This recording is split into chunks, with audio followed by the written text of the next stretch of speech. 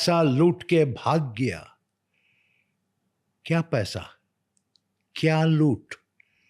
Nobody bothered to step back and think. But it was very easy to fling false accusations day after day and get away with it. One of the reasons I agreed to sit with you today is also because it is only very recently that finally the government of India, Ministry of Finance, has published a report, their annual report, in which they have acknowledged 14,100 crores recovered from me. Of course, this was following the finance minister's statement in Parliament. And the legacy media can't argue with that anymore. They can't put any spin on it anymore. The Debt Recovery Tribunal gave a judgment debt of 4,999 crores borrowed by Kingfisher Airlines, not by Vijay Mallya. Borrowed by Kingfisher Airlines, of which Vijay Mallya was one of the guarantors. So what was the DRT judgment debt? 4,999 crores plus 1,203 crores unapplied interest. Okay, which means notional interest that the banks had not even booked. Forget that. The total of the unapplied interest and the principal was 6,203 crores. Okay? And I was the guarantor. The government has recovered 14,100 crores from me. Right? Now, if I had done chori, if I had duped the banks, where does this all add up? Till very recently, there was absolutely no official figure of recovery. Right? So everybody, the legacy media in particular, wrote whatever they wanted. Right? And I was in no position to contradict. Today, after the government of India has acknowledged the recovery of 14,100 crores, I think it's my turn to ask them what they have to say about it. Because you say that a lot of things about you are false narrative. Let's go down to from your childhood. We speak from the beginning, and you tell me everything that people have been said, people think is wrong. Yeah. And I'll try to present the facts and the narratives which I have heard and which I have gathered through my research. All right. And if you're okay with counter somewhere, I'll counter you as well. No, please feel free to counter me. Perfect. If there's something that you feel is debatable or you want to make a counterpoint, I'm ready for it. Perfect. Because I feel that's my little responsibility out there to hear the right side and the wrong side both, and let then people think about it and let them make the right call. That's fair. Perfect. So before even I ask you about childhood, do you regret anything? I regret one thing, which is that after all my hard work, all the value that I created in so many multiple ways, that effectively the government of India and of course the media made me a zero from a hero. And that's a fact of life that I have had to stomach and live with. Now, whether that was justified or not is something that I'm sure will be encompassed in your own questions. Zero from a hero. Let's talk about building of a hero first, and we'll come down to zero again. So before the billionaire Vijay Mallya, before the controversies, before all of this flamboyance and scandals and things that people talk about, who was Vijay Mallya as a child? Where were you born? What did you do? How was your childhood? Tell me about it.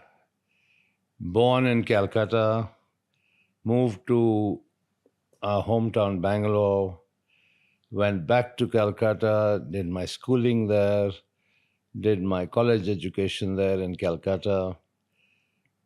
And my upbringing under my father was a very normal, I would say strict upbringing. Really? Yes. Tell me an incident strict childhood. Two things. When I was still in school, class 9 at La Martiniere in Calcutta, my marks were not very good in class. I was a mid-ranker, only because I took a lot of interest in sport and extracurricular activities. But I didn't, concentrate fully on studies and my mark sheets. And he told me, and I think most people know it, he was exceptionally intelligent, was a product of the Doon School, I think topped his class. So he expected me to also top my class. Nevertheless, he said something to me which I think I remember till today. What? Two things made a profound impact. One, if you're not good enough, you are not going to step into my shoes. And the second thing he said, do you realize that while I say step into my shoes, there may not be any shoes at all, because the government and its then socialist policies may have taken everything away from us, and the only thing I can leave to you is your education. So take it seriously. I think I repaid some amount of faith because for my last 3 years in school, 9, 10, 11, I think I came within the top 3 in class, and he was quite happy about that. So weren't you a little spoilt as child? Spoiled? Oh my God, I was anything but spoiled. Really? Yeah. You had all the fancy toys. You had all the things that you used Absolutely to. no fancy toys at all. That's completely false narrative. After I passed out of school, and when I went to St. Xavier's College to study BCom, my father was very clear. You go to college at 6 o'clock in the morning, and when you finish at 10:30, you go and work a full day at the office as a management trainee.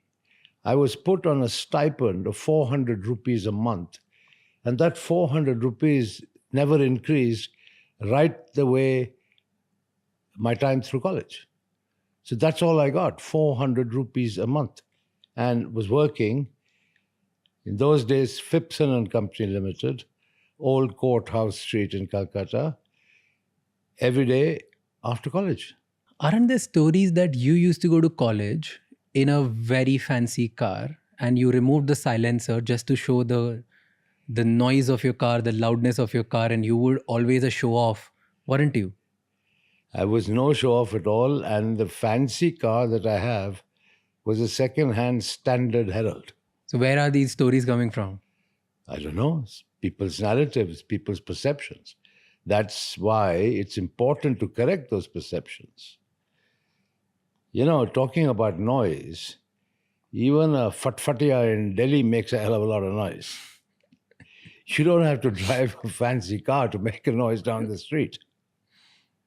So you are telling me that all these stories of you having fancy toys, remote control cars, and then fancy cars with loud noises, all of this is false. Well, I may have tampered with the silencer of my car. Okay. Because I was always into kind of fast cars, loved motor racing and stuff like that. But, it still remained a Standard Herald. But why did you do that? Like just to show off like the noise and everything? Look, if you can modify the silencer of a car, like you can modify the top end of a car's engine to make it go a little quicker. That's the basics of motorsport. But how were you as a child, personality-wise? Were you confident? Were you a little arrogant? This is all a question of perception.